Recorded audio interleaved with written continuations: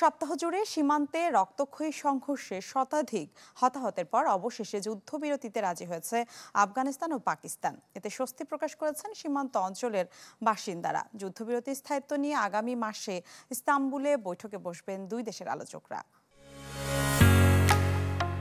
ঢালাইয়ের সেরা premier cement. চলতি মাসে অনেকটা আচমকাই শুরু হয় পাক আফগান সীমান্ত সংঘাত। এর তীব্রতা আরও বাড়ে যখন তালেবান প্রশাসনের সাথে ভারতের সম্পর্ক শীতল থেকে উষ্ণ হওয়া শুরু করে। প্রাণহানি ক্ষয়ক্ষতির পর দুপক্ষই ৪৮ ঘন্টার যুদ্ধবিরতিতে রাজি হয়, কিন্তু এর মাঝেই হয় হামলা পাল্টা হামলার ঘটনা।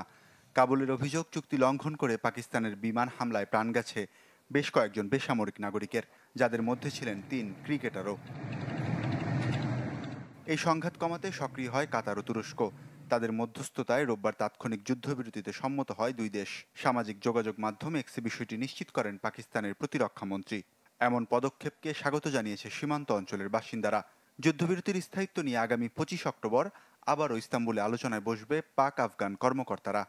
पाकिस्तान और अफ़गानिस्तान के दरमियान जो अमन माहा हुआ है, ये अच्छी बात है। देखें, हम पड़ोसी मुसलमान मुल्क हैं और हमें मिलजुल के रहना चाहिए। তালেবান সরকার ২০২১ সালে কাবুলের ক্ষমতায় ফেরার পর থেকেই ইসলামাবাদের সাথে সম্পর্ক খুব একটা ভালো যাচ্ছে না। সামনের দিনগুলোতে এই দুই দেশ নতুন করে সংঘাতে জড়ালে দক্ষিণ এশিয়ায় বাড়তে পারে অস্থিরতা, অস্থিতিশীলতা। ওয়ালিউল্লাহ ফারুক, চ্যানেল 24।